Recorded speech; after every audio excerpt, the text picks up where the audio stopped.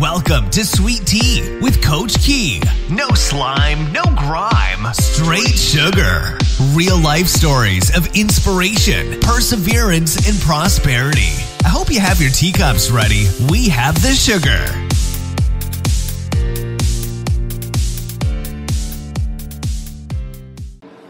I don't know why, but it seems like I have not recorded a podcast in forever.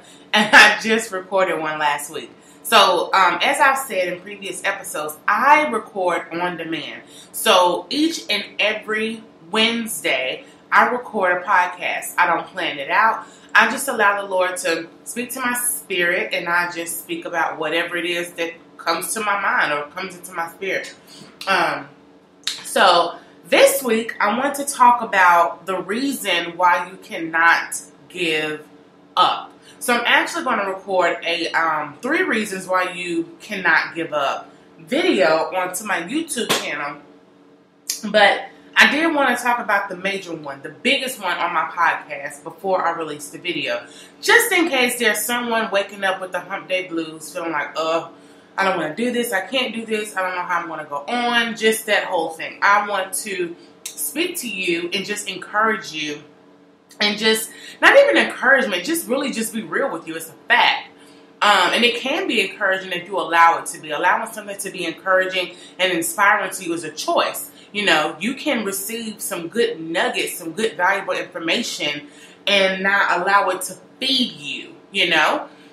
So it's important that you are in a place to accept and willing to accept inspiration and encouragement and empowerment in order for you to receive it.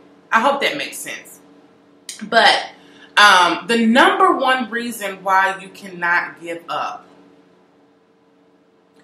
the number one reason why you can't throw in the towel, number one reason why, if you're really battling with something really, really heavy and you have even contemplated suicide. I know I have plenty of times before.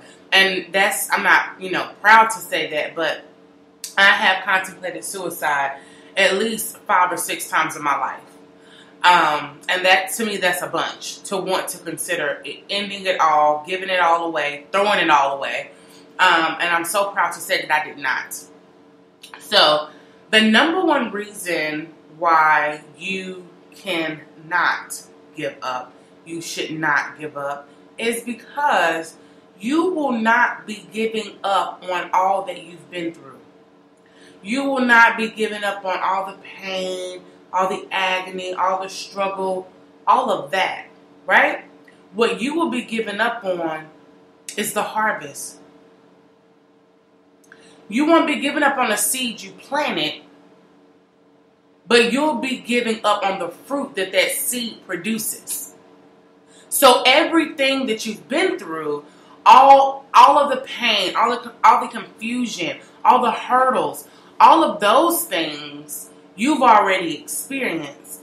But when you say, I'm going to check out, give up, not put any more time into it, you are giving up on what is given to the people who go all in until it's time for them to receive their harvest. You know, we all aren't planting the same seeds. We all aren't planting the same seeds in the same fertilizer or the same gardens or the same ground. You know, different ground, different circumstances, different climate produces fruits in different times. It's a ton of variables, right? So I think that it's important for you not to compare your variable to someone else's variable, because there's grace sufficiency for each one of us depending upon our own situations. So if there's someone who is facing something, or if you are the person who is facing something heavier than someone else, etc., there is grace available to you for your specific situation. So if you give up, you're not going to be able to experience that grace because you've already thrown in the towel. I just want you to understand that you are worthy. You are deserving of the life that you want for yourself. And it is coming. I tell people all the time, the year 2017, I had no clue whatsoever what God had lined up for me after year 2016. He allowed my breakthrough to come to me January 2017, and that whole year, he just blew my mind left and right. It was just incredible. 2018 has been a totally different experience. Totally different experience. I have been sowing seed. I've had health concern, health this, health that, situations in my career, situations in my business, my nonprofit, just a ton of different circumstances. But I tell you, if I would have given up in 2016, I would not be able to experience any of this. And ultimately, what I'm experiencing is a blessing because it's what I prayed for. Entrepreneurship is something that I always wanted to do, and here I am. Being able to see my kids off to school every morning is something that I've always wanted, and here I am. Being able to pick them up, being able to volunteer at their schools, go to their schools, etc., is what I've always wanted to do, and here it is. You know, it's not it will never be all peaches and cream, and once you get that harvest, you're going to have to maintain it, and you're going to have to take care of it, sustaining it. So there's always going to be a struggle, or I don't want to say a struggle, but life is always going to require some effort.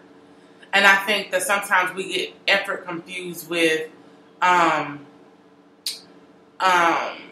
effort is a sacrifice. Let's put it like that. And I think sometimes we think that when it's too much of a sacrifice, or the sacrifice isn't producing the harvest sooner, then we're on the wrong path, when that's not necessarily true. So 2016 was not the best year of my life. It wasn't the worst. I'm thankful that I did not give up. And when I think back, that gives me courage and motivation to keep going, because I know what my past experience has been like with my Heavenly Father. And I know that He has not taken His hands off of me or my situation, and He never will. So I just want to encourage you again, if you allow, you to think about all the things that you've been through and consider those seeds that you're planting for your harvest. And then one of the major things is, though, the biggest things, if you don't believe. Like, I think sometimes some people miss out on their blessings because they just don't have faith.